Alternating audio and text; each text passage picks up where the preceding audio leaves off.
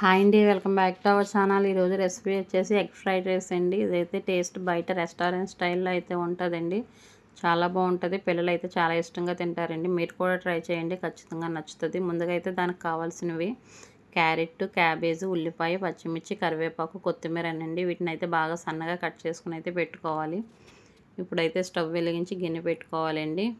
గిన్నె పెట్టుకుని 2 spoons oil అయితే వేసుకోవాలి. ఆయిల్ వేడైన తర్వాత నేనైతే 2 ఎగ్స్ అయితే వేస్తున్నానండి. ఎగ్స్ వేసుకొని అలాగే అందులో కొంచెం పసుపు, అలాగే కొంచెం సాల్ట్, కారం అయితే వేయాలండి. అలాగే ఆ ఎగ్కి సరిపడినంత వేసుకోవాలండి ఫస్ట్ మనం ఎగ్ ఫ్రై చేసుకోవడానికి. ఇవి వేయకపోతే ఎగ్ అన్నది చప్పగా ఉంటుంది. అందుకని అయితే దానికి సరిపడినంత ఉప్పు, కారం వేసుకుని అయితే బాగా కలుపుకోవాలండి. ఎగ్ని అయితే బాగా ఫ్రై చేసుకోవాలి.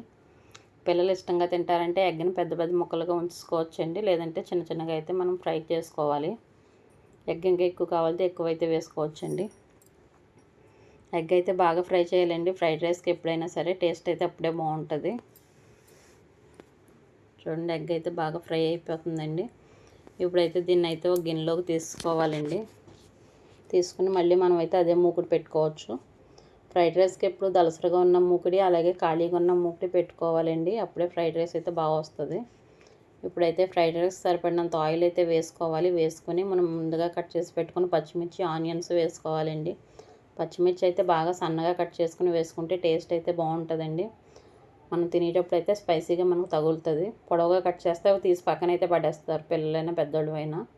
అలా సన్నగా కట్ చేసుకుంటే మాత్రం మనం తినేయచ్చండి, టేస్ట్ బాగుంటుంది స్పైసీగాని. చిన్నపిల్లలు ఉన్నారు, వాళ్ళు తినరనుకుంటే మాత్రం వాళ్ళకైతే తక్కువ వేసుకోవాలండి పచ్చిమిర్చి. ఆనియన్స్, పచ్చిమిర్చి అయితే బాగా వేగించుకోవాలండి. ఇవైతే బాగా వేగిన తర్వాత 1 స్పూన్ అయితే అల్లం వెల్లుల్లి పేస్ట్ వేసుకోవాలి.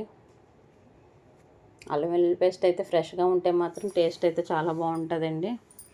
అల్లం వెల్లుల్లి పేస్ట్ ఎప్పుడు ఫ్రెష్గానే వేసుకోండి.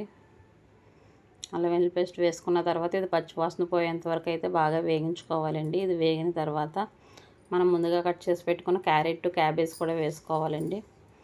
క్యారెట్, క్యాబేజ్ వేయడం వల్ల అయితే టేస్ట్ బాగుంటుందండి. ఫ్రైడ్ రైస్ కలర్ఫుల్గా కూడా ఉంటుంది.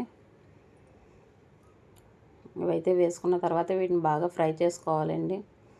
క్యాబేజ్ అయితే పచ్చివాసన పోయేంత వరకు అయితే వేగించుకోవాలి. ఇదైతే బాగా వేగిన తర్వాత మనం ముందుగా వాచ్ పెట్టుకుని రైస్ని అయితే వేసుకోవాలండి. రైస్ ఇప్పుడు ముందుగా వాచ్ చేసుకొని చల్లార్చుకొని ఉంచుకోవాలండి ఫ్రైడ్ రైస్కి. లేదంటే వేడిగా ఉన్నప్పుడు కలిపేస్తే మనం ముద్దలా అయిపోతుంది అది.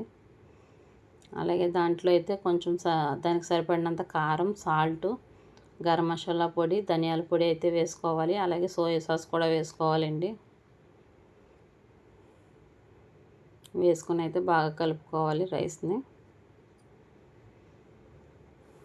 అలాగే మనం ముందుగా వేపి పెట్టుకున్న ఎగ్ని అయితే అందులో వేసుకోవాలండి. వేసుకుని అయితే బాగా మిక్స్ చేసుకోవాలి. ఇప్పుడు పైకి కిందకి రైస్ని అయితేనే. చల్లారిపోయిన రైస్ కాబట్టి మనం ఎంత కలిపినా సరే అదైతే విడిపోతుంది. రైస్ కూడా పొడి పొడిలాడుతూ వాచుకోవాలి ఫ్రైడ్ రైస్కి ఎప్పుడుని. చూడండి, రైస్ అయితే పొడి పొడిలాడుతూ ఉంది. ఇదైతే బాగా మిక్స్ చేసుకోవాలండి. అప్పుడే ఉప్పు, కారం, మసాలా మొత్తం అయితే ఫ్రైడ్ రైస్ పడుతుంది. రైస్ కూడా బాగా ఫ్రై అవుతుందండి. లాస్ట్లో అయితే కొత్తిమీర వేసుకొని దింపేసుకోవాలండి. అంతే అండి, ఫ్రైడ్ రైస్ అయితే రెడీ అండి.